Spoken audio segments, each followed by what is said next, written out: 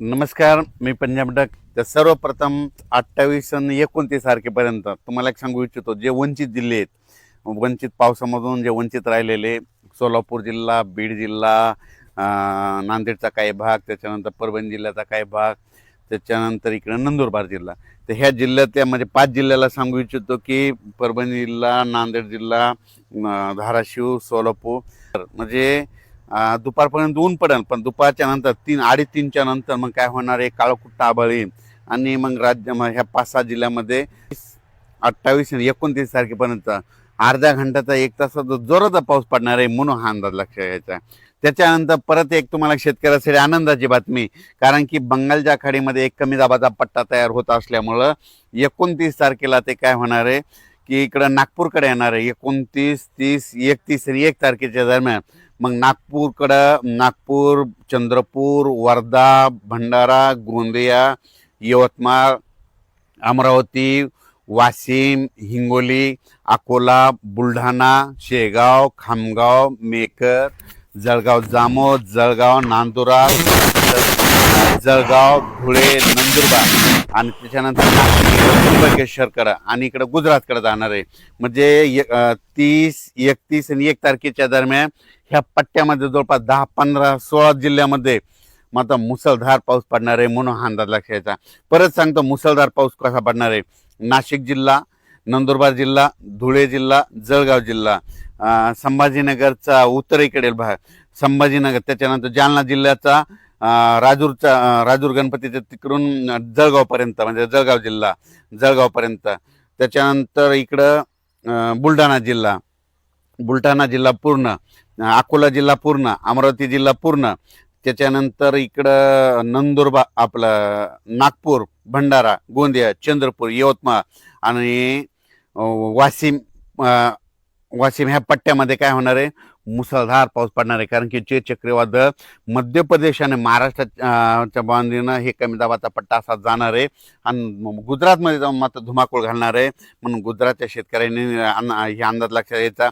मध्य प्रदेशच्या बुरहानपूर खंडवा शेतकऱ्यांनी अंदाज लक्षात घ्यायचा. त्याच्यानंतर तिकडं पाऊस पडत असल्यामुळे जे बुलढाणा जिल्ह्यातले कॅचमेंट एरियातले जे छोटे छोटे धरणं आहेत, त्या धरणात तलावात पाणी येणार आहे. बुलढाणा जिल्ह्यासाठी आनंदाची बातमी. अकोला जिल्हा, अमरावती जिल्हा, वर्धा जिल्हा, भंडारा जिल्हा, संपूर्ण जिल्ह्यासाठी आनंदाची बातमी. पण ते तिकडं पाऊस पडत असल्यामुळे परभणी जिल्हा, नांदेड जिल्हा, त्याच्यानंतर लातूर जिल्हा, धाराशिव जिल्हा, बीड जिल्हा आणि जालना जिल्ह्यात इकडं देखील काय होणार आहे, म्हणजे ह्या 3 दिवसात म्हणजे 27, 28, 29 पाऊस पडणार आहे. पण 30, 31 आणि 1 तारखेच्या दरम्यान परभणी, हिंगोली, नांदेड, लातूर, धाराशिव, बीड आणि संभाजीनगर जिल्ह्यात देखील जोराचा पाऊस पडणार आहे. म्हणून हे परभणी जिल्ह्यातल्या शेतकऱ्यांसाठी आनंदाची बातमी. त्याच्यामुळं अहिल्यानगर जिल्ह्याला देखील पाऊस पडणार आहे, म्हणून अहिल्यानगर जिल्ह्यासाठी आनंदाची बातमी. त्याच्यानंतर इकडं पश्चिम महाराष्ट्रामध्ये सोलापूर, सांगली, सातारा, कोल्हापूर तिकडे सरी मात्र त्या चालूच राहते आणि कोकणपट्टी घाटमाथ्याचा पाऊस चालू राहील. पुण्याला देखील चालूच पाऊस राहील. त्याच्यानंतर मुंबई इगतपुरीकडे देखील चांगला पाऊस पडणार आहे. संगमनेर, अकोले पडणार आहे. उजर, गणपती तिकडे देखील पाऊस पडणार आहे, म्हणून हा अंदाज लक्षात घ्यायचा. राज्यात परत आता हे ना नाशिककडे पुन्हा आता हे पाऊस तिकडे जात असल्यामुळं 30, 31 आणि 1 ऑगस्ट, 30, 31 जुलै आणि 1 ऑगस्टच्या दरम्यान नाशिककडे उत्तर भागाकडे पाऊस पडणार आहे. म्हणजे मालेगाव, नाशिक, तिकडं त्र्यंबकेश्वर, दिंडोरी, सुरत पट्ट्यात त्या तिकडे पाऊस पडणार आहे. म्हणून परत एकदा त्या नांदूर, मधनेश्वर, गंगापूर धरणामध्ये कॅचमेंट एरियामध्ये पाऊस पडल्यामुळे पुन्हा गोदावरी नदीला पुन्हा पाण्याचा आहे. मग तो नंतर काय होणार आहे, 20,000 क्युसेसनं पुन्हा काय होईल पाणी गोदावरी नदीत. म्हणजे 3 ऑगस्ट, 4 आणि 5 ऑगस्टच्या दरम्यान येणार.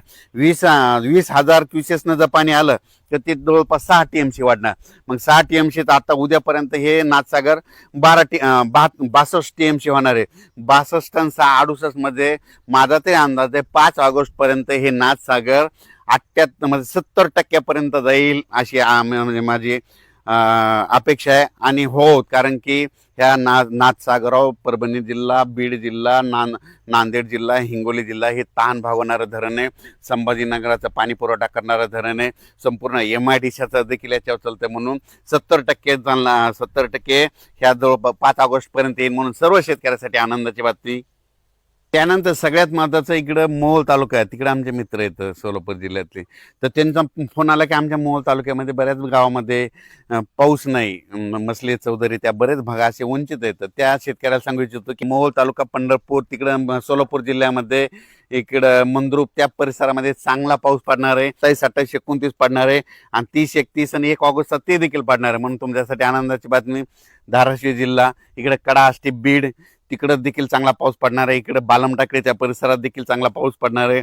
त्याच्यानंतर आतापर्यंत तुम्हाला सांगतो जे वंचित छोटे छोटे तळे आहेत तर ते देखील ह्या पावसामध्ये बऱ्याच म्हणजे आता स्पीड जोरात राहणार आहे.